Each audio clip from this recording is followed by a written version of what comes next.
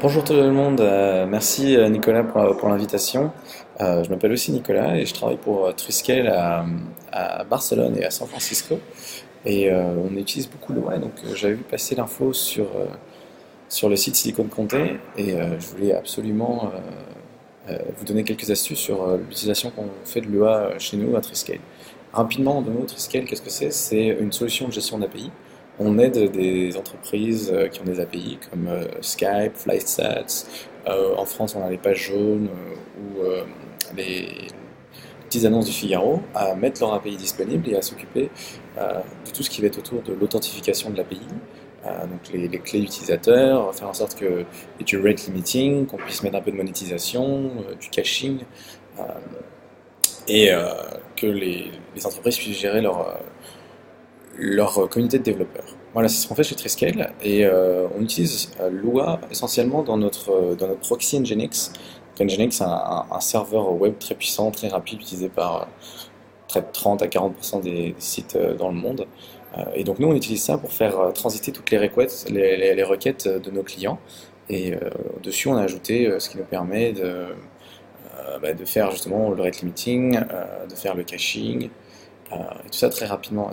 Euh, et donc on utilise les fichiers Lua comme fichiers de configuration pour donner des instructions à Nginx. Alors je pourrais pas trop vous montrer ce que c'est parce que ça donne pas trop envie, il faut rentrer dans des détails assez complexes, mais pour quelqu'un qui commence, ça peut être très utile de vous montrer un nouvel outil qu'on a sorti qui s'appelle API Tools. Donc API Tools, c'est pour les consommateurs d'API. Si vous êtes un développeur et que vous utilisez beaucoup d'API, vous pouvez être intéressé par cet outil. Donc je vais essayer de vous faire une petite démo très rapidement. Donc vous pouvez créer un compte très facilement sur ce site-là. Euh, et donc l'idée, c'est qu'on va avoir différents projets. Donc ici on voit tous les projets que j'ai, les différentes API que j'ai utilisées. Je vais juste créer un nouveau truc pour tester. Donc on va tester ça avec l'API. On va faire un truc simple avec l'API Echo. Echo, en fait, euh, si vous envoyez quelque chose, ça va répondre la même chose. Comment ça se passe? On lui donne un nom, on dit où est-ce que l'API se trouve, et en fait, au lieu d'appeler l'API directement, on va appeler cette URL qui est en fait un proxy. Et une fois qu'on utilisera le proxy, toutes les requêtes vont passer par ici. Donc on va prendre un exemple tout bête. Si on fait un curl, si on fait un curl là-dessus, si on fait un curl là-dessus, dans le terminal. Ici, je fais un petit curl. Voilà, j'ai rien envoyé. Pas de passe, pas d'argument. Ici, j'envoie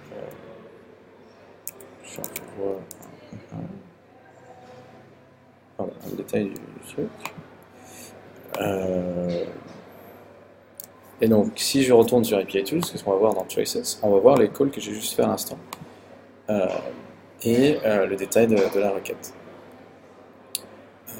Évidemment, le truc intéressant là-dedans, c'est qu'on peut accéder à la réponse et à la requête, voir ce qui a été passé, les différents headers, les différents paramètres qu'on a envoyés, et de même dans la réponse. Donc ça, c'est très intéressant et ça nous permet quand on a besoin de débugger une application, de voir ce qui se passe et quels sont tous les calls qu'on fait à l'API. Mais là-dedans, il n'y a toujours pas de Lua.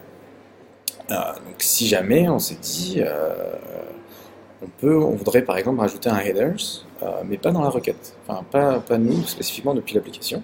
On va pouvoir le faire de manière transparente en appelant API Tools. Donc on a un outil, pipeline, et dans ce pipeline en fait, il y a ce qu'on appelle des middleware. Les middleware, c'est des petits bouts de code qui vont, avoir une interaction sur la requête ou sur la réponse. Dans ce cas-ci, c'est sur la requête. Donc, ce qu'on peut faire pour tester, voir comment ça marche, c'est ajouter un nouveau middleware et on va, par exemple, on va ajouter un header à nous, x tout ce que là, et on va lui dire quoi aussi vous pouvez compter ça. Voilà, on va sauver le middleware, sauver le pipeline. Et là, on a deux options. Donc, soit on refait un call depuis un curl, et du Bon, je vais essayer un nouveau truc, on peut même en passant un paramètre, en passant un petit... Ouais.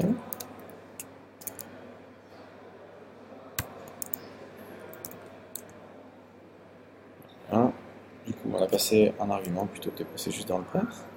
Et on va aller maintenant dans API Tools, voir le call qu'on a juste fait à l'instant. Et donc normalement, dans la requête, on devrait voir, comme on le voit ici, le nouveau headers.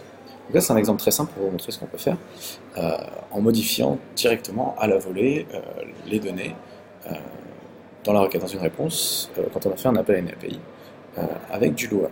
Donc si on retourne un peu rapidement sur le Lua, voilà, c'est une ligne de code, on change un header, donc ça peut être très utile quand on veut passer des clés par exemple, des clés d'API ou des tokens notification, des choses dans ce genre-là.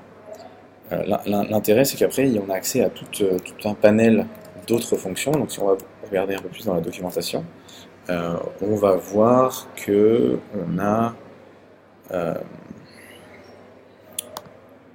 on a accès à plein de choses. On peut envoyer des événements, envoyer un email, on peut faire de l'encodage, on peut décoder du JSON, on peut faire des requêtes HTTP. Donc, par exemple, si on a fait un truc comme ça avec Uber, on appelle notre API sur API Tools, et en fait, euh, on va en même temps appeler l'application Uber, l'API Uber, pour récupérer des données, et si jamais c'était un prix, donc si jamais le prix était au-dessus de quelque chose, eh ben, on allait envoyer un email. Et tout ça, on l'a fait sur API Tools en Lua, au lieu d'avoir à coder ça dans les applications. L'intérêt de ce genre de truc, c'est qu'il y a de plus en plus de choses qui se passent dans le cloud, et le code de votre application est beaucoup plus léger. On a un exemple sur notre blog où, par exemple, on peut transformer un RSS, qui est un fichier XML, en JSON directement on the fly. Voilà. J'espère que ça vous a plu et n'hésitez pas si vous avez des questions. Vous pouvez me trouver sur PixouNG sur Twitter ou sinon vous cherchez API Tools. Bon, je vous remets le lien apitools.com. Euh, et voilà, amusez-vous bien avec vous et n'hésitez pas si vous avez d'autres questions. À bientôt!